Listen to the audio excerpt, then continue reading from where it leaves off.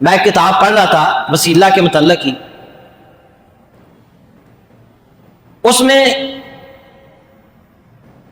انہوں نے ایک واقعہ لکھا ہے، اپنا ذاتی مشاہدہ بیان کیا۔ وہ کہتے ہیں کہ ایک آسٹریلوی مسیحی انجینئر مسلمان ہوا، اس نے مختلف مذاہب کا مطالعہ کیا اور اسلام اس نے قبول کر لیا، اور اس نے یہ بتایا کہ میں نے جو پڑھا ہے اس سے میں نے یہ سمجھا کہ اللہ رب العزت وہ ذات ہے جو اپنے بندوں کی دعائیں کسی وسیلہ کے بغیر براہ راست سنتا ہے اور قبول کرتا ہے،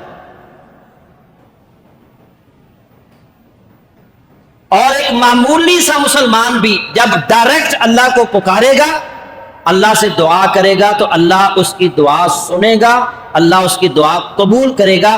یہ اسلام لانے کی اس کی بنیاد بنی، یہ وجہ مسلمان ہو گیا۔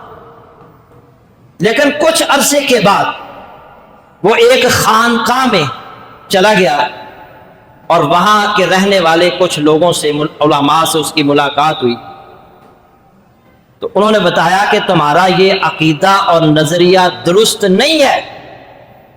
جب تک تم کسی پیر و مرشد کو نہیں پکڑو گے، کسی کے ہاتھ پر بیعت نہیں کرو گے، اور کسی کے واسطے اور وسیلے اور طفیل سے دعا نہیں مانگو گے، تمہاری دعائیں اللہ سنے گا ہی نہیں۔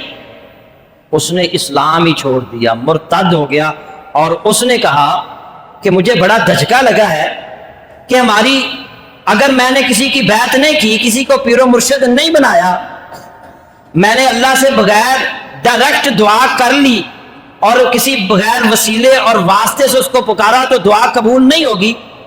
تو اس نے کہا کہ مجھے ایسا اسلام قبول نہیں ہے۔ وہ اللہ ہی کیا جو بغیر کسی واسطے اور وسیلے کی کسی کی دعا سنتا ہی نہیں۔ اور یہ کیسا اسلام ہے کہ جو لوگوں کو یہ تعلیم دیتا ہے کہ لوگ اللہ کو ڈائریکٹ نہ پکاریں، درمیان میں کسی کے واسطے اور وسیلے کو لائیں؟ کہتا ہے یہ آسمانی دین نہیں ہے، اس لیے میں اس کو چھوڑ۔ اندازہ کیا؟ میرے بھائیوں غور کیا کریں، جب ہم ماں کے پیٹ میں تھے تو کون ہماری ضرورتیں پوری کر رہا تھا؟ کس نے ہماری ضرورتوں کا خیال رکھا؟ کس نے ہمیں کھلایا؟ کس نے ہمیں پلایا؟